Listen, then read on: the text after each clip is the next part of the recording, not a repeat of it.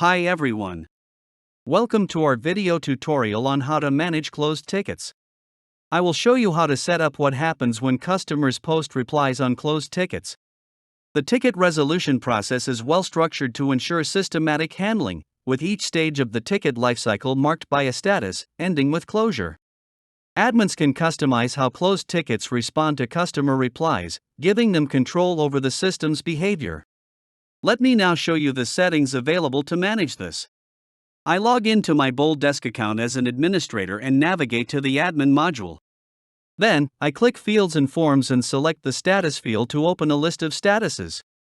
I select the closed status and click the More Options icon next to it. I select Edit. A panel will open to let me modify the status details. In the On End User Reply section, there are three options for managing closed tickets upon end user reply. The Automatically Change Ticket Status to Open option is the default. This will automatically change the status of a closed ticket to open when a customer posts a reply to it. Next, there is Create a New Follow-up Ticket.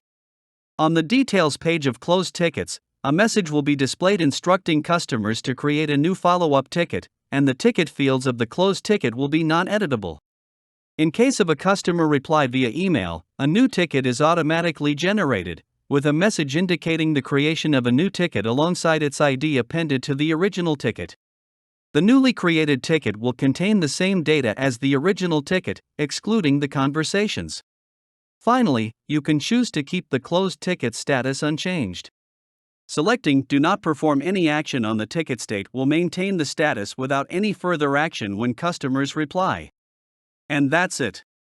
If you found this video helpful, click the like button and subscribe to our channel to watch more videos like this. Thanks for watching.